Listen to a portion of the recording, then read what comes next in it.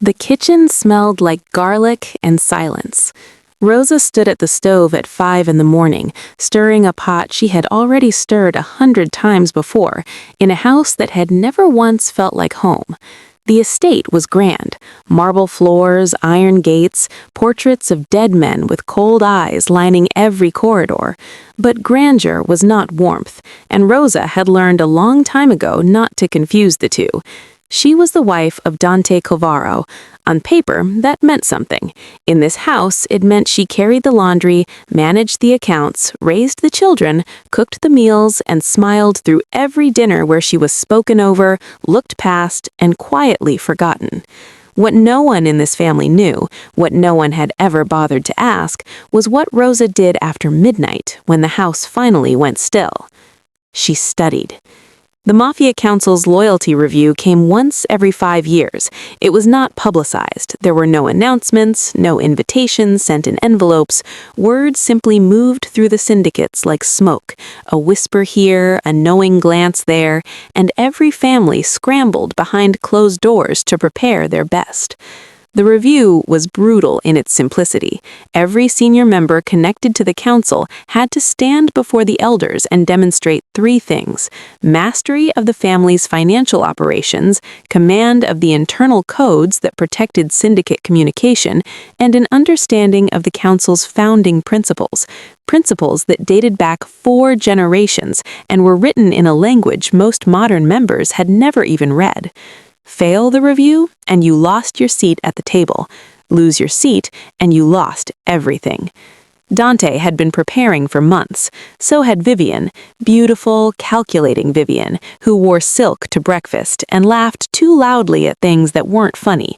She was not his wife, but she sat at his table, slept under his roof, and whispered in his ear every night while Rosa slept down the hall with the door closed.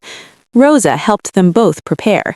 She organized Dante's notes, she corrected Vivian's translations of the old codes without being asked, she cross-referenced financial ledgers for errors that would have embarrassed the family before the elders.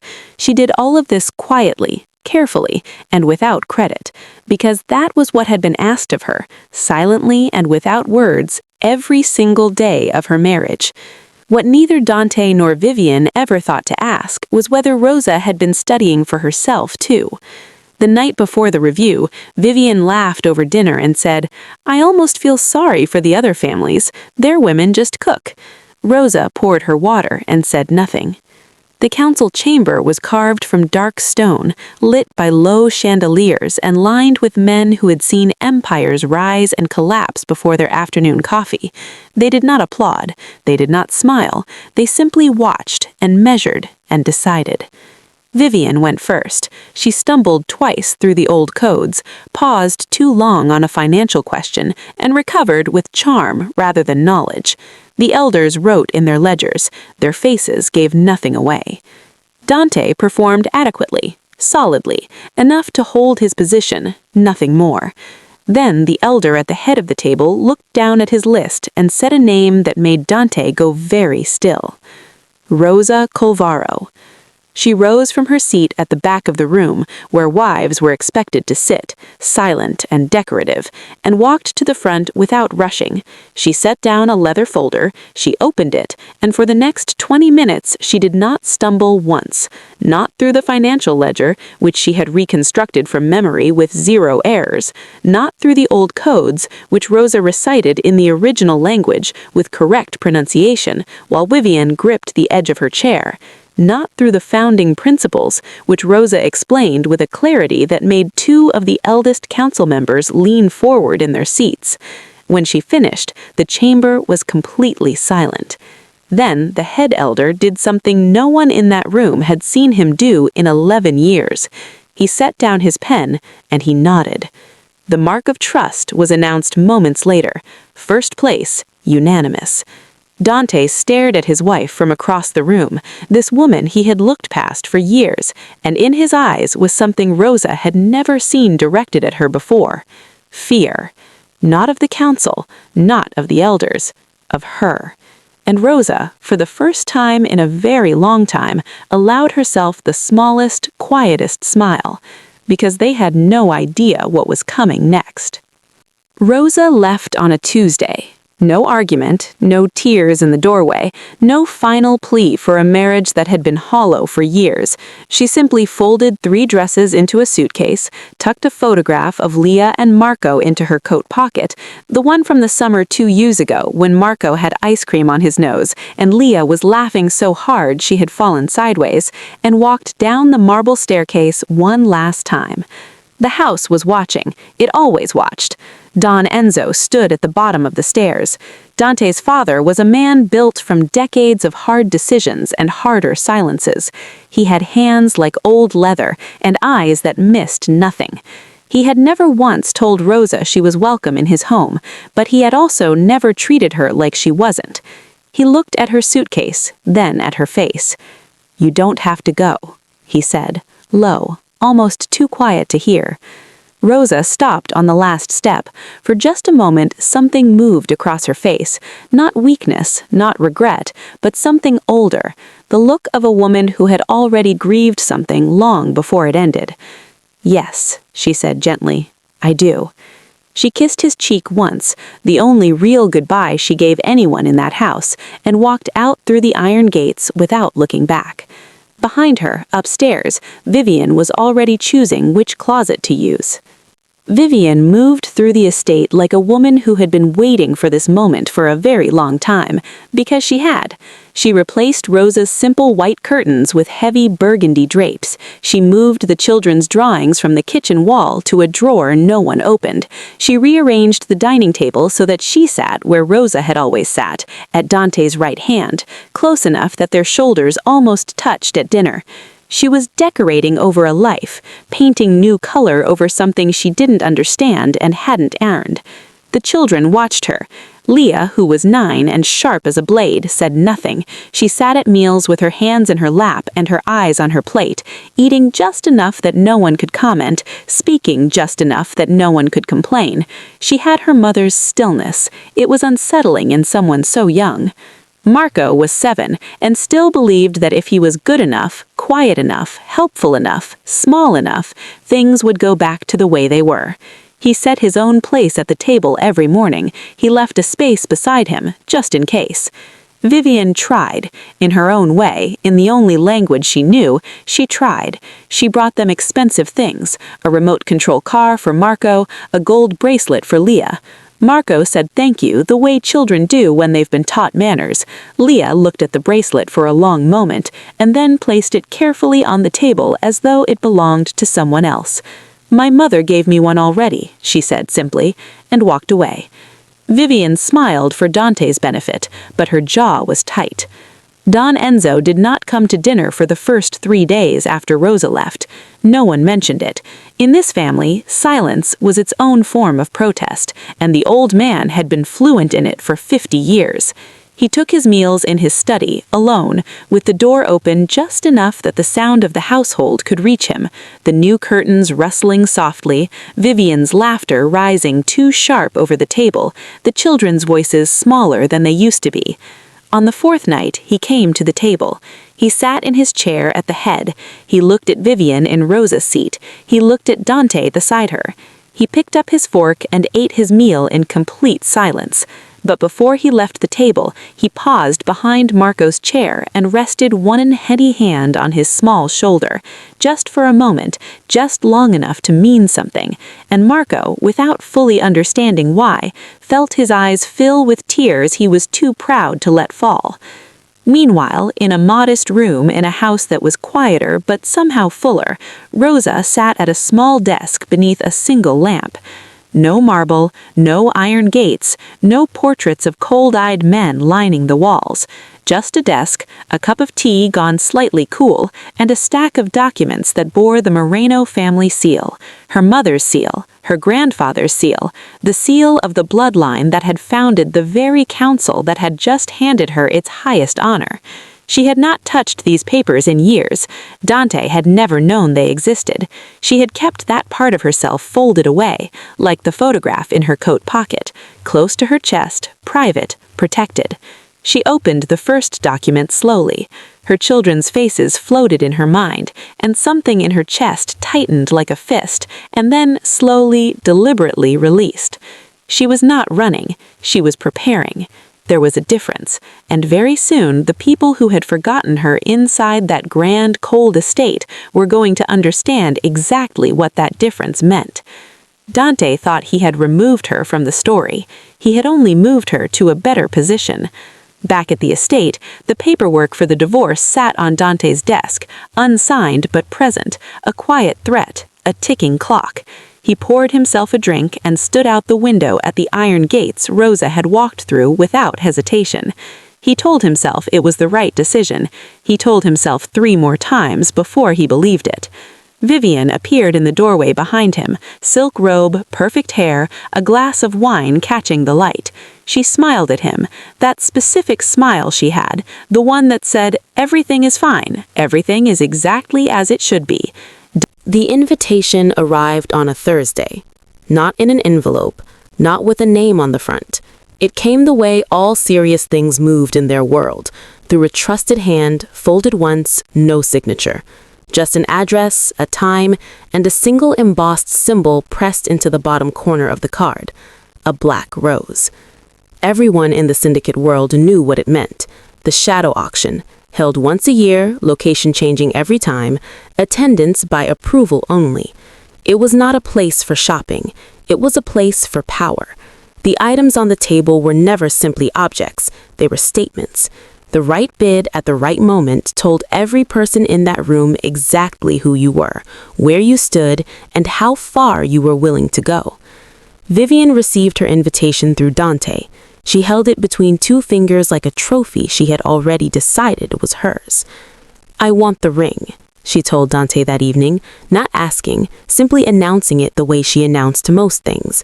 The Rosario signet. If I wear that into the next council meeting, every family will know we are untouchable.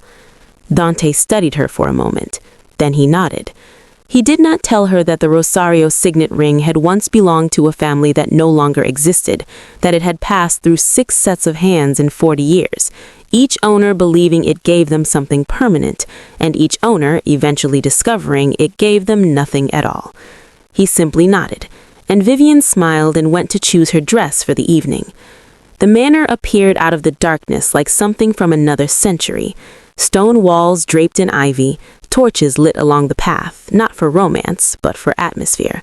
The kind of atmosphere that reminded every guest where they were and what kind of people surrounded them. Black cars lined the gravel in silence. Men in dark suits stood at intervals that were casual enough to seem decorative and precise enough to mean business. Inside, the auction hall was lit entirely by candlelight. Long tables, velvet chairs, crystal glasses filled with wine that no one touched too quickly. The auctioneer stood at a podium of dark mahogany, a small man with enormous presence, who spoke in the measured tone of someone who had seen more money change hands in this room than most governments managed in a year. Vivian entered on Dante's arm, dressed in deep emerald, her posture arranged for maximum visibility. She scanned the room the way she always did, calculating, cataloging, deciding who mattered and who didn't. She found her seat near the front, where she could be seen easily, and settled in with the quiet satisfaction of a woman who believed the evening was already hers. The auction opened. Paintings, a collection of rare coins, a property deed to an island with no official name on any map. The bids moved in smooth, cold increments, and Vivian sat with her paddle ready, waiting, saving herself for the moment that mattered. Then the auctioneer reached into a velvet box and lifted the Rosario signet ring into the candlelight. The room changed, not loudly, not dramatically, but every person present felt it. A shift in the air, a collective stillness, the way a room full of predators goes quiet when something significant enters the space. The ring was not large, it was not flashy.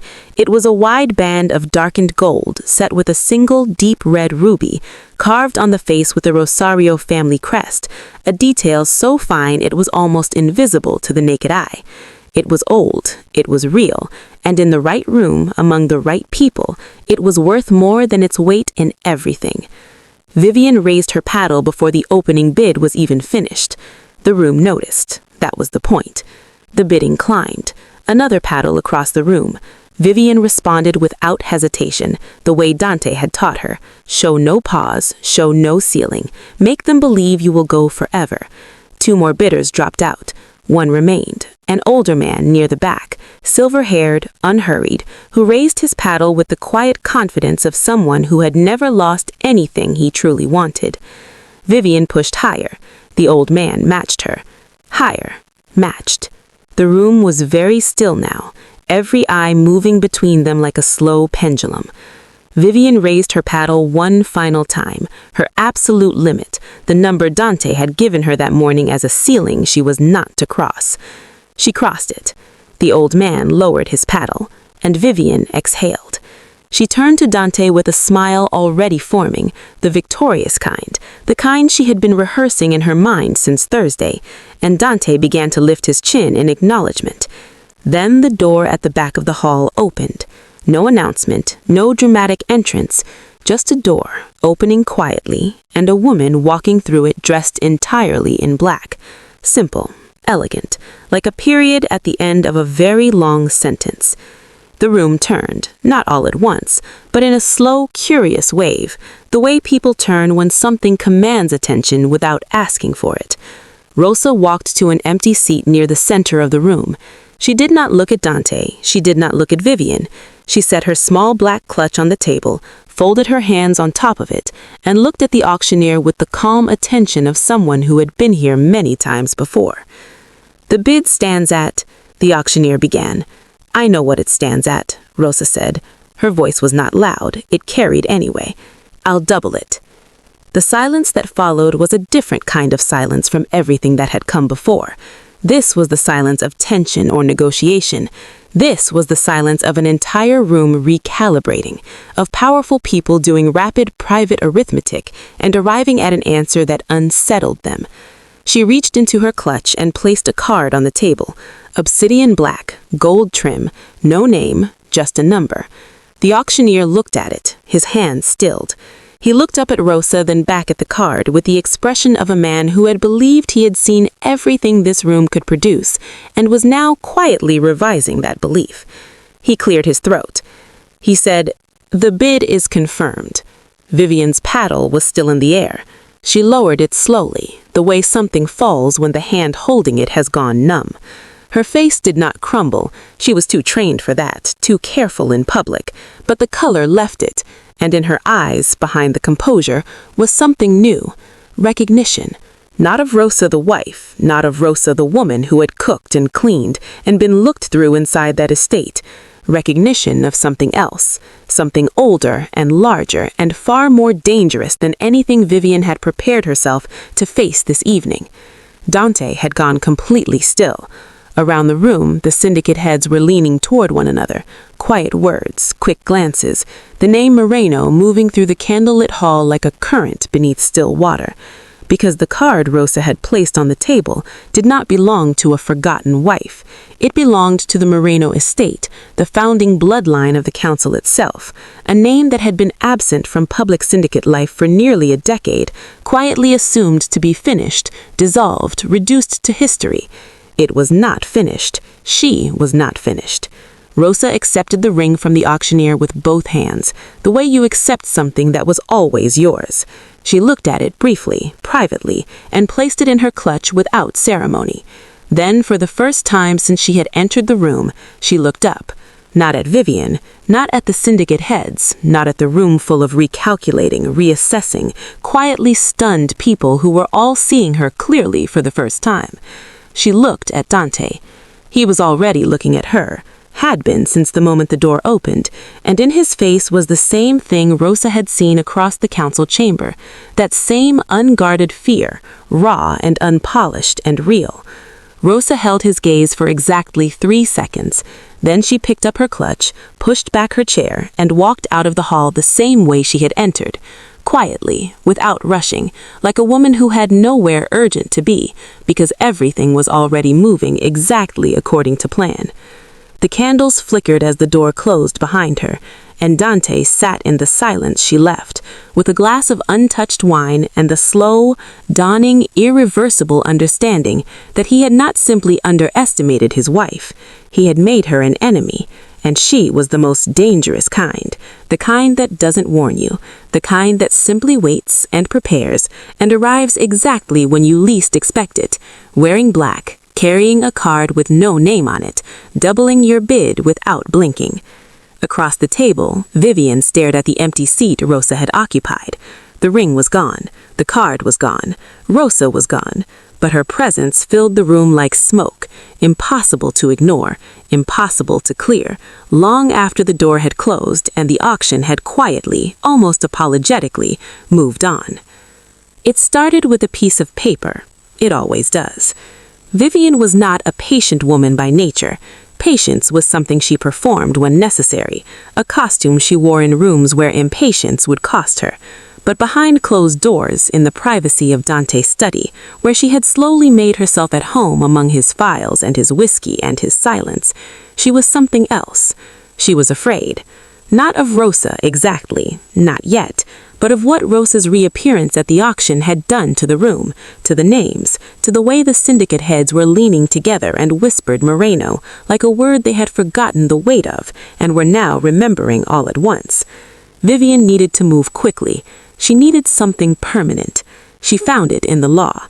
The document was 4 pages, dense with formal language, syndicate legal codes, and family statutes that dated back 30 years. She had it drawn up through a lawyer 3 counties over, someone with no direct connection to the Calvaro family, someone who asked no questions and sent no records. On the surface, it was a severance agreement, a formal legal severing of parental recognition, Rosa's rights as mother, as next of kin, as any kind of authority over Leah and Marco, dissolved on paper with wounds heal in private. Rosa had learned this early, not from anyone who sat her down and explained it gently, but from years of watching herself recover from things no one else knew had hurt her. A marriage that chose her last, a house that treated her like furniture, a family that handed her a role and never once thought to ask what she was capable of beyond it. She had healed all of those quietly, in the dark, alone.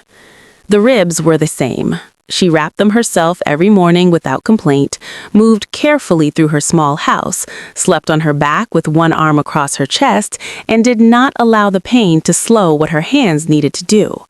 The bruise along her jaw faded from deep purple to green to yellow over 10 days, and she watched it go in the bathroom mirror each morning with the detached patience of a woman tracking a calendar, not grieving a wound. She did not cry about it. She had already cried. Once, briefly, the night it happened, sitting on the edge of her bed in the dark with her coat still on and the photograph of Leah and Marco pressed between both palms. She had allowed herself exactly that. One night, full and honest and private. Then she had folded it away, the way she folded everything, and gone back to work. The council summit was announced 6 weeks after the auction. It was a formal gathering. All senior syndicate families, all council elders, a full review of alliances, grievances, and standing within the network. Attendance was not optional. Absence without cause was read as weakness, and weakness in this world had consequences that arrived without warning and stayed without apology. Every family prepared. Statements were drafted, alliances were quietly confirmed or quietly reconsidered. The summit was not a battlefield in any visible sense. No weapons, no raised voices, no open conflict. It was something more refined and more dangerous than that. It was a room full of powerful people deciding, in the language of formality and procedure, who still mattered and who had begun to fade. Rosa received her summons through the Moreno channel, a separate notification, older and more formal than the standard syndicate communication, that arrived because the council's own charter required it. The Moreno seat at the summit was not optional either. It had not been filled in nearly a decade, left empty out of assumption, the assumption that the bloodline had retreated, diminished, become irrelevant. That assumption was about to be corrected. Vivienne had been busy. In the weeks since the auction, she had moved with the focused energy of someone who understood that the ground beneath her had shifted and was determined to shift it back. She had made calls, built small alliances with two junior syndicate families who were ambitious enough to want the Moreno connection and unwise enough not to investigate it properly. She had charmed the right people at the right dinners, positioned herself beside Dante at every public appearance with the precision of someone managing a campaign rather than a relationship. And she had found the scribe. His name was not important. What was important was that he had access to the council's official record system, the ledgers, the documentation, the formal accounts that became the permanent, unchallengeable record of everything that happened within the syndicate network. He was underpaid and quietly resentful of it, which made him findable, and Vivian, whatever her many failures, had always been extraordinarily good at finding people like that. The plan was clean, elegant even in its cruelty. Forged financial records inserted into the Moreno file, dated, stamped, made to look as though they had always been there. Evidence on paper that Rosa had been moving funds illegally through the Moreno accounts. Not stealing from the council directly, that would be too obvious, too easily disproven. Something subtler. Misdirection of network funds, quiet enough to seem believable, serious enough to strip Rosa of her seat, her standing, and potentially her freedom within the syndicate world. It was not a perfect plan, but it did not need to be perfect. It only needed to be believed long enough to matter. Vivian reviewed the documents the night before the summit with a glass of wine and the specific satisfaction of someone who has found the answer to a problem that has been keeping them awake. She did not sleep well anyway. She told herself it was excitement. The council chamber looked the same as it always had. Dark stone, low chandeliers, the long table of dark wood that had held the weight of 50 years of decisions, each one leaving its invisible mark on the room like rings inside a tree. The elders arrived first, as they always did, and took their seats with the unhurried gravity of men who understood that the room rearranged itself around them and not the other way around. The families filed in after, Dante and Vivian together, her hand just inside his arm, her posture arranged with practiced ease. The junior families, the allied houses, the observers who carried no formal power but missed nothing. And then Rosa. She entered from the Moreno door, a separate entrance that most people in the room had forgotten existed, carved into the stone on the left side of the chamber, used exclusively by the founding bloodline and sealed for the better part of a decade. It opened with a sound like a slow breath, and Rosa walked through it in a deep charcoal suit, her jaw fully healed, her posture straight, the Rosario signet ring on her right hand catching the chandelier light as she moved to the Moreno seat. The elder at the head of the table noted her arrival in the ledger without expression, but his pen paused for just a moment before it moved. The summit proceeded through its formal stages: alliance confirmations, grievance submissions, financial reviews read aloud by the council scribe in his flat, precise voice. Rosa sat with her hands folded and her attention complete, watching the room the way she had always watched rooms, from the outside in, seeing the patterns others missed because they were too busy performing to observe. She saw Vivian glance at the scribe twice in the first hour. She saw the scribe touch the left breast pocket of his jacket, a small reflexive gesture, once each time. She noted it, said nothing, filed it somewhere precise, and continued to listen. The financial review reached the Moreno accounts 40 minutes into the session. The scribe opened a separate ledger, newer than the others, its binding slightly stiffer, and began to read. The figures were wrong. She knew they were wrong before he finished the second line, because she knew those accounts the way she knew her own breathing, every entry, every movement, every legitimate transaction recorded in her own hand over years of careful management. What the scribe was reading had not been written by her. She let him finish. The elder at the head of the table looked at Rosa. "Do you wish to respond to the record?" "I do," Rosa said. She reached into the leather folder she had carried in and placed 3 documents on the table.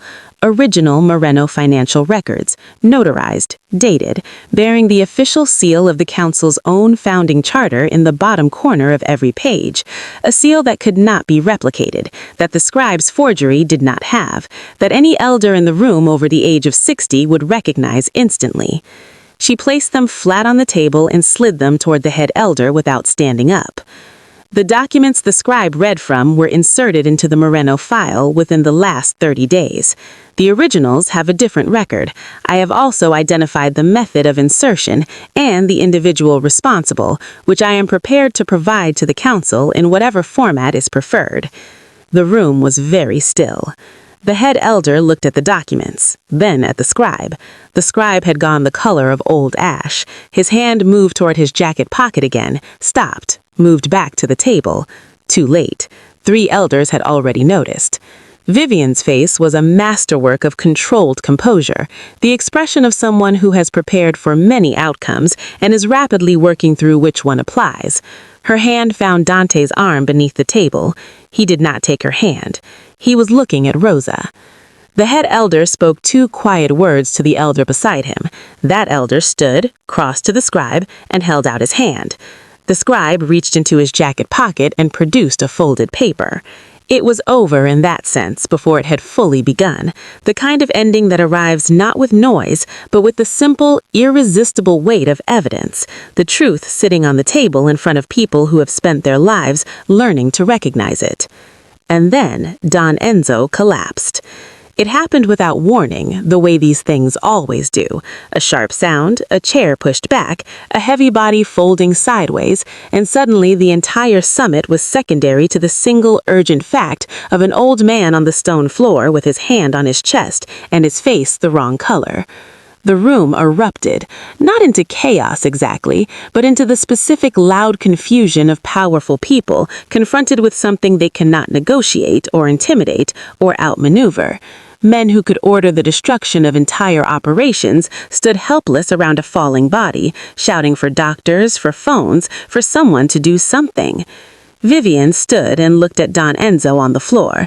She did not move toward him.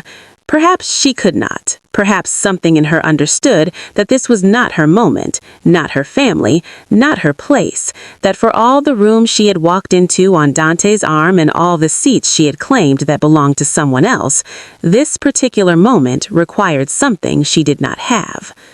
Rosa was already moving. She came around the table without hurrying, without pushing, parting the crowd with the calm, purposeful movement of someone who knows exactly what they are doing and requires space to do it. She knelt beside Don Enzo on the cold stone floor, her charcoal suit, her careful composure, her Moreno ring, all of it secondary now to her hands, which moved to the old man's neck and wrist with a precision that made the people closest to her go quiet without being asked. She had studied